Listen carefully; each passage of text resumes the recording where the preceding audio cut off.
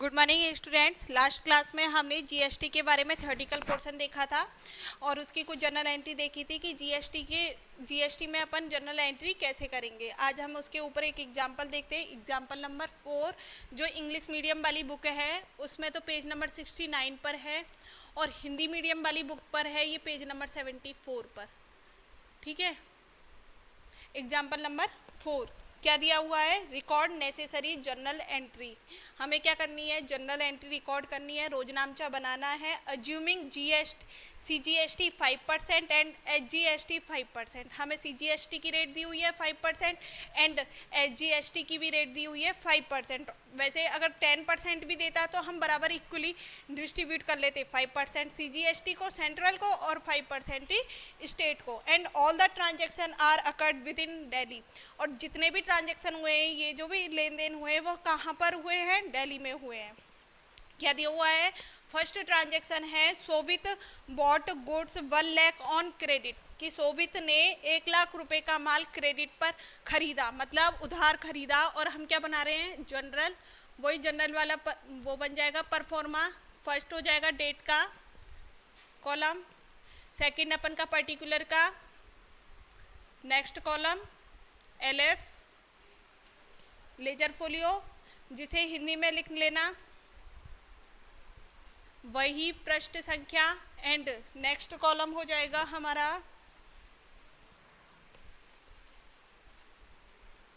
और next column हो जाएगा हमारा डेबिट एंड क्रेडिट का। ठीक है, ये डेबिट अमाउंट का और ये क्रेडिट अमाउंट का। कोई अगर हिंदी में बना रहा है तो फर्स्ट कॉलम बनाना दिनांक का, सेकंड विवरण, थर्ड पृष्ठ वही पृष्ठ संख्या, ऐसे लिख लेना डॉट डॉट करके वही पृष्ठ संख्या। ठीक है, डेबिट को लिख लेना नाम और क्रेडिट को लिख लेना जमा। अब हमें फर्स्ट ट्रांजैक्शन दे रखा है, दिनांक दे नहीं रखी, तो अपन लिख लेंगे first transaction Sovit bought goods 1 lakh on credit. Sovit ने माल खरीदा। अगर परचेज करके लेके आ रहे हैं गुड्स तो कौन सा अकाउंट डेबिट करेंगे? Purchase account. तो ये हो जाएगा परचेज अकाउंट डेबिट।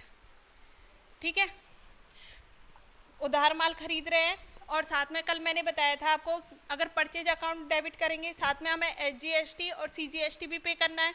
दोनों एक्सपेंस है और दोनों को अपन क्या कर देंगे? डेबिट कर देंगे। तो क्या लिख देंगे? Input CGST account debit, input SGST account debit to किससे खरीद रहे हैं हम? सोवित से। तो किसका खाता आ जाएगा? सोवित अकाउंट। ठीक है, कितने का माल खरीदा? 1 लाख का। 1 लाख का डेबिट हो गया। अब एचजीएसटी कितना पे करना है? 5%। तो 1 लाख का 5% 5000 एंड एचजीएसटी भी 5%, तो 1 लाख का 5% 5000 और टोटल कितना पे करना है सोवित को? हमें 1,10,000 हो गया। नरेशन क्या लिख देंगे? बी गुड्स परचेज्ड, किससे परचेज्ड किया? फ्रॉम सोवित एंड जीएसटी पे कितने से पे की? At the rate 10%। टोटल चलो ऐसे लिख दो, CGST and HGST, CGST and SGST पे एट द रेट 5% ईच। ठीक है, क्या? बीइंग गुड्स परचेज फ्रॉम सोवित, हमने सोवित से माल खरीदा। सीजीएसटी एंड एचजीएसटी दोनों हमने कितने परसेंट से पे किया? 5% से। अगर कोई हिंदी में लिख रहा है तो हिंदी में कैसे लिखेंगे? देखो लिखो क्रय खाता, क्रय खाता, फिर यहाँ लिखना नाम, क्रय खाता नाम, और इनपुट सीजीएसटी को लिखा जाएगा आंतरिक, आंतरिक, फिर लिखना सीजीएसटी, ऐसे लिख लेना आंतरिक सीजीएसटी खाता नाम। दूसरा खाता किसका है? एचजीएसटी का। तो लिख देंगे आंतरिक, आंतरिक एचजीएसटी खाता नाम। और किस खाते से आ जाएगा? सोवित खाते से, सोवित का खाता, सोवित खाते से, सोवित के खाते से। ये हो गया। और यहाँ पे हो जाएगी हमारी 1 लाख यहाँ पे आ जाएगा 5,000 और यहाँ पे भी 5,000 और ये टोटल हो जाएगा 1,10,000। ठीक है, अगर हिंदी में कोई लिख रहा है तो ऐसे लिख लेना, क्रय खाता नाम, आंतरिक CGST खाता नाम, आंतरिक HGST खाता नाम और शोभित खाते से। ठीक है, ये कंप्लीट हो गई हमारी first entry. Second entry, he sold them for rupees 1,35,000 in same state on credit। क्या कह रहा है, he sold मतलब शोभित ने माल विक्रय किया 1,35,000 का on in the same state मतलब दिल्ली में ही, ऑन क्रेडिट उधार पे माल बेचा। तो क्या हो जाएगी, डेटर्स अकाउंट डेबिट। डेटर्स का नाम नहीं दे रखा कि किसको बेचा, तो हम क्या लिख देंगे, direct debtors account debit to sales account. माल बेचा है, गुड्स सेल किया है, तो कौन सा अकाउंट आएगा, टू सेल्स अकाउंट टू। अब क्या होगा, कौन सा CGST HGST आएंगे, आउटपुट वाले, आउटपुट CGST अकाउंट और टू आउटपुट SGST अकाउंट। कितने का माल बेचा है, 1,35,000 का, 1,35,000 सॉरी, कितने का माल बेचा है, सेल्स में आएगा 1,35,000 का, सेल्स में 1,35,000 का, सेल्स में आउटपुट CGST कितना, 1,35,000 का माल है तो इस पे कितना परसेंट लगेगा, 5% लगेगा। तो 1,35,000 का 5% कैलकुलेट करेंगे तो ये आ जाएगा हमारा 6,750, ये हो जाएगा अपन का टोटल। ठीक है, CGST की भी अमाउंट वही आ जाएगी, HGST भी 5% है, वही आ जाएगा। अब इनको अपन ऐड कर देंगे और 1,35,000 ये हो जाएगा हमारा 848, 1,40,000। इन तीनों अमाउंटों को जब अपन ऐड करेंगे कितना आ जाएगा, 1,48,500। मतलब हमारे डेटर्स हमें कितना देंगे, 1,48,500, जिसमें से हम 13,500 किसको पे कर देंगे, गवर्नमेंट को। और ये आ जाएगा we goods sold on credit and receive CGST and SGST। ठीक है, हिंदी में लिखना चाहो तो हिंदी में क्या हो जाएगा, डेटर्स अकाउंट डेबिट मतलब देनदार खाता नाम, फिर टू सेल्स अकाउंट को लिखोगे बिक्री खाते से, बाह्य CSD खाता से और बाह्य HGST खाते से। ये हमारा हिंदी में हो जाएगा। ये हमारी 2 ट्रांजेक्शन यहाँ कंप्लीट होते हैं, बाकी के ट्रांजेक्शन में इधर करवाती हूँ। देखो थर्ड ट्रांजेक्शन क्या है, ही पेड फॉर रेलवे ट्रांसपोर्ट 8,000 मतलब उसने रेल यात्रा किराया पे किया कितना, 8,000 का, 8,000 रुपये का। तो थर्ड एक्सपेंसेज है तो अपन क्या कर देंगे, डेबिट करेंगे। क्या हो जाएगा, railway transport account debit, railway expenses है तो बढ़ेगा तो डेबिट करेंगे, तो रेलवे ट्रांसपोर्ट अकाउंट डेबिट। और अब CGST HGST भी पे करना पड़ेगा, वो भी एक्सपेंसेज है, उनको भी डेबिट करेंगे। और डेबिट करेंगे तो कौन सा वर्ड आएगा, input CGST account debit, input HGST account debit. और टू पे किया है, उन्होंने पे किया है तो हमारे यहाँ से क्या गया है, कैश गया है, और कैश गया है तो कम होगा तो हम क्या कर देंगे, क्रेडिट कर देंगे। तो ये हो जाएगा cash account.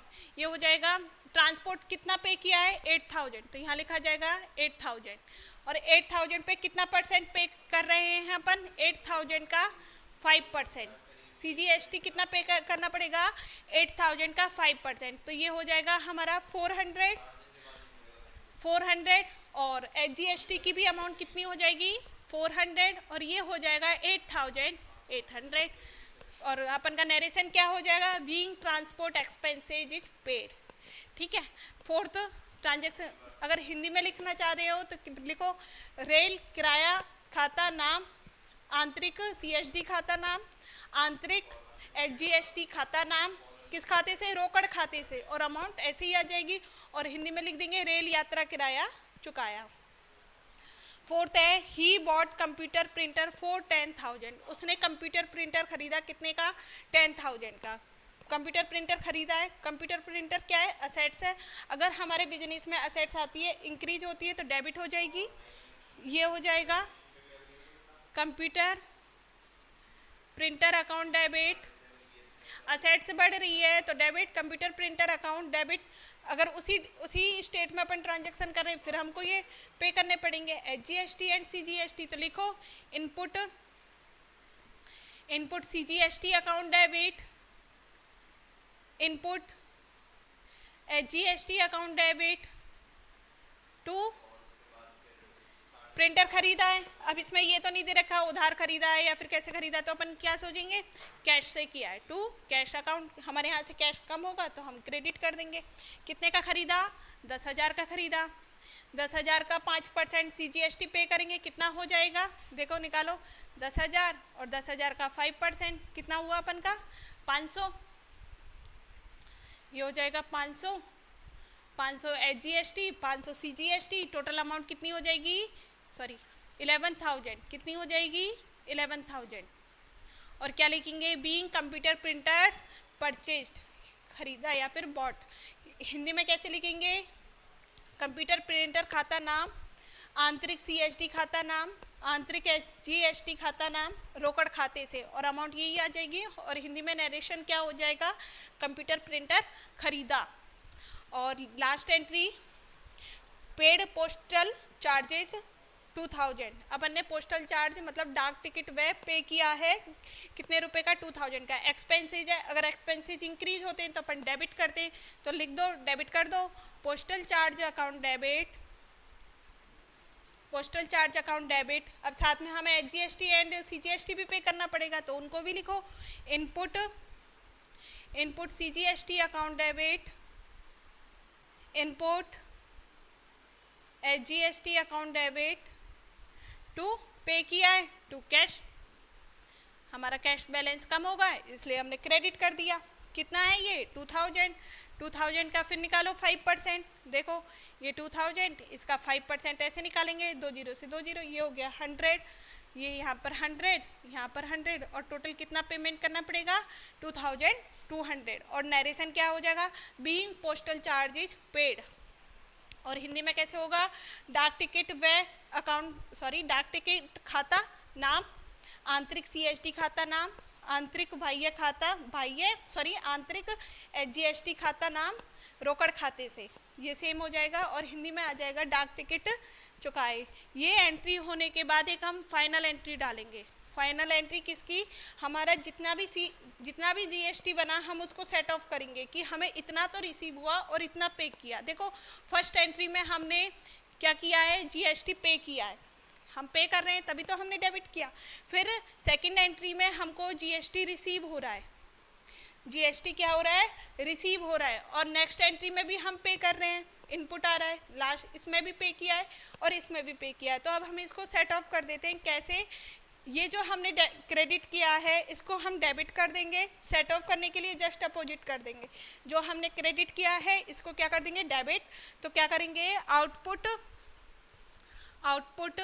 CGST account debit, output CGST account debit. और दूसरा ये भी, इसको भी डेबिट करना पड़ेगा, आउटपुट